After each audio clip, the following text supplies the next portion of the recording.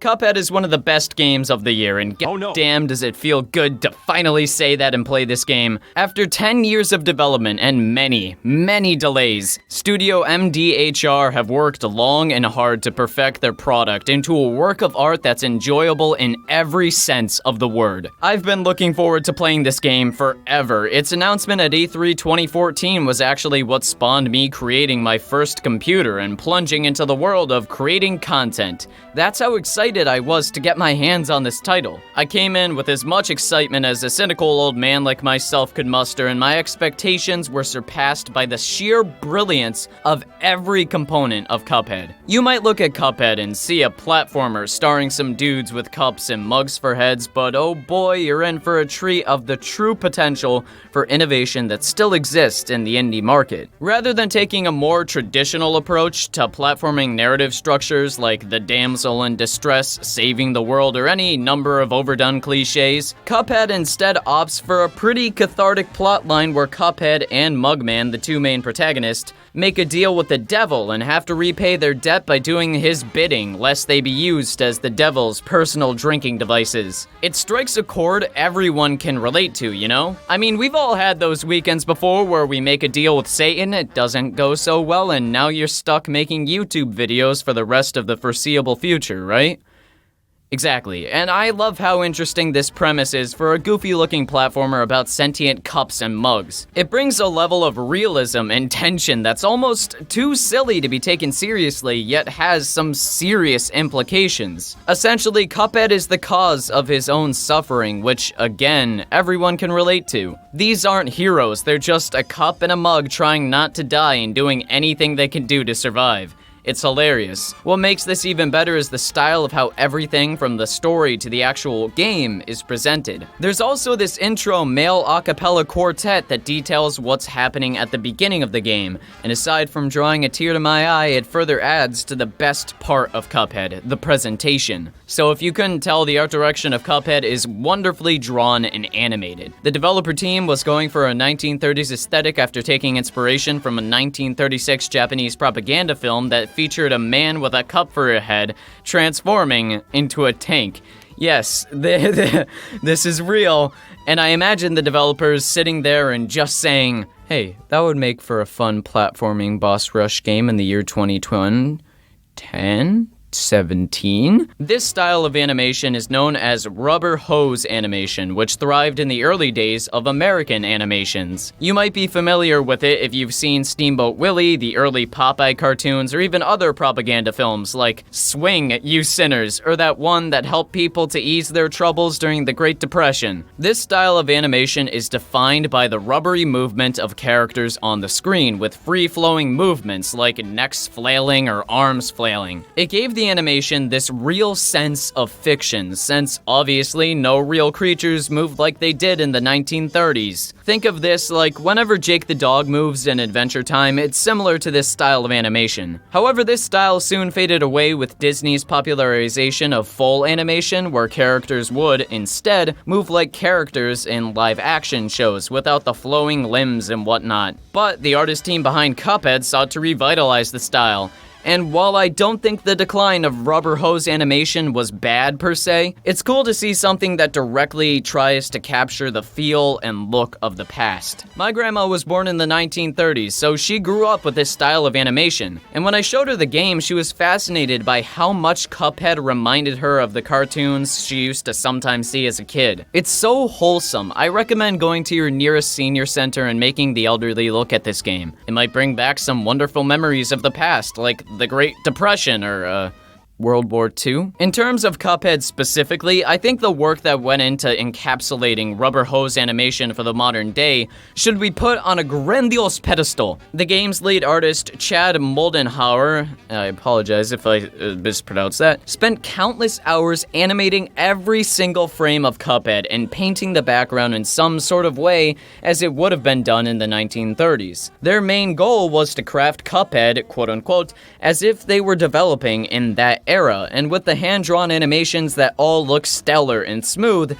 this needs to be applauded. Rather than sticking with 24 FPS as it would have been done in that era, the team went a step further and made Cuphead run at 60 FPS, which meant that the team had to spend a greater deal of time on the animation and design. It definitely paid off in the end, especially with the additional 1930s-like filler that only accentuates this perfect presentation. See, not only does it give off this nostalgic vibe, even if you weren't alive during the 1930s, at least I hope, but Cuphead plainly looks amazing from a visual standpoint. There's such a vast array of colors being used everywhere, and enemy designs, environments, and backgrounds all look varied and interesting. Bosses in particular are all different from each other, with some looking like extremely terrifying versions of olive oil from Popeye, and others are as distinct as a bull cloud to a living tombstone. I love these designs, and it keeps the game feeling fresh because you're always eagerly awaiting what enemy the game might throw at you next. It never disappoints. Can we just talk about how brilliantly simplistic Cuphead's design is too? Gosh, I've never been more in love with a sentient piece of drinkware.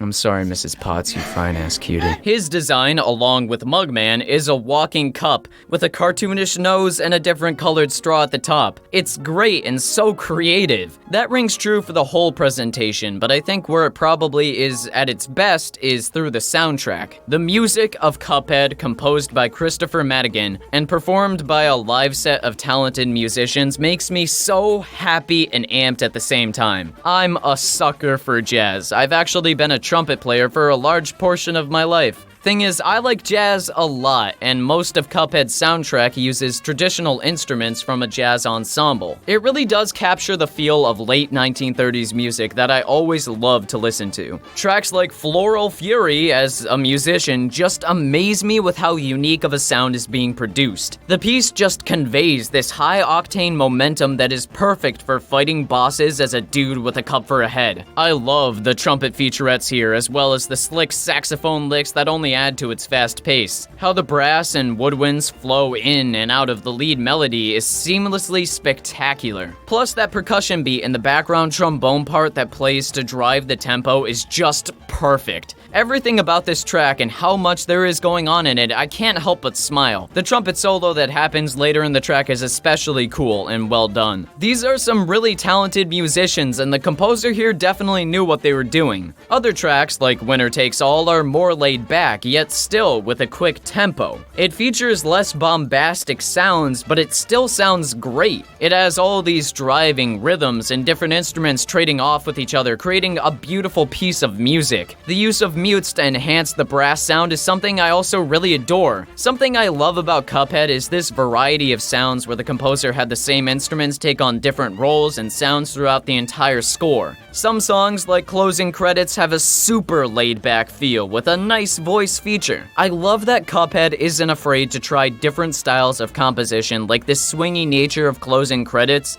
that also has some ska, if I'm hearing correctly. Point is, Cuphead's music is incredibly good. It's memorable and has its own style that makes you know that you're listening to a track from Cuphead. This is the best compliment I can give a game.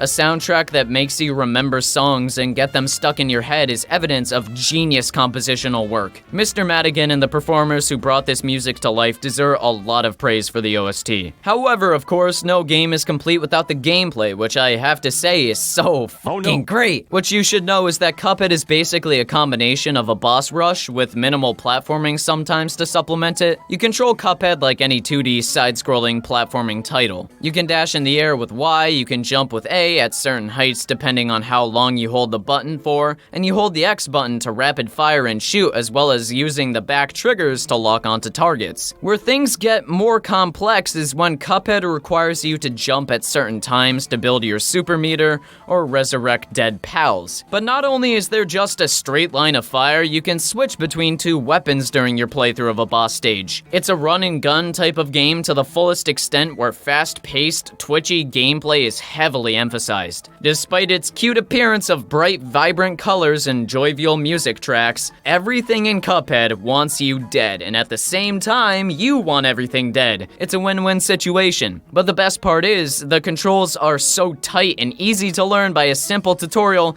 that if you put in the effort, you can definitely succeed with some minor difficulty here and there. No need to miss the tutorial, Grandma, you idiot. Just read. I know you have glasses and can't see too good after the malnourishment of the Great Depression, but play the video game how I fucking want you to.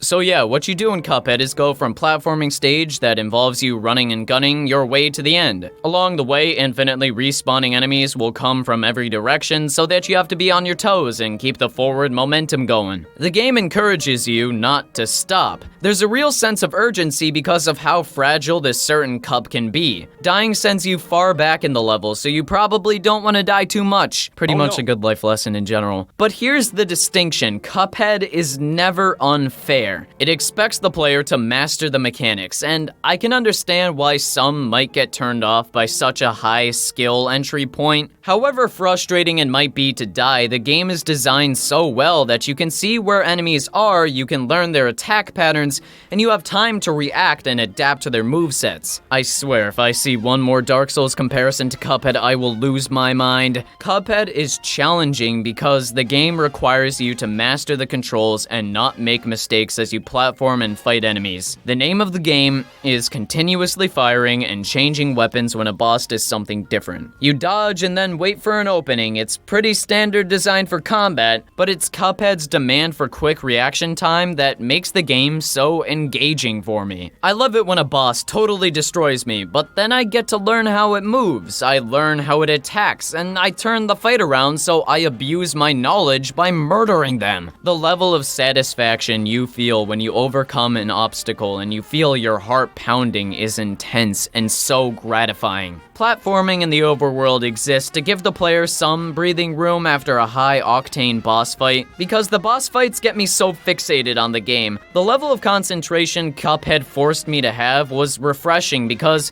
I paid attention to all the little quirks in the game just a little bit more too. I really listened to the music, I really studied the art style and visuals. I really was just engrossed with what was happening on screen. The years of development really paid off in the end, making this into the best run-and-gun game on the market, and I dare say one of the best boss rush games out there. Oh, and how could I forget about arguably one of my favorite parts of Cuphead, you know, besides everything else, the co-op. If you have a pal, you can play the entirety of the Cuphead experience with a friend as Mugman by your side. Not only does this increase the difficulty of fights since more enemies spawn in, but it also kinda reduces frustration since you're both being mentally and physically challenged at the same time. Local co-op is always something I love to have around for any game. What's even cooler is that Studio MDHR might be adding online co-op in the future, which would be pretty neat. It's not a deal breaker that online co-op doesn't exist right now, but if that feature gets added into the game,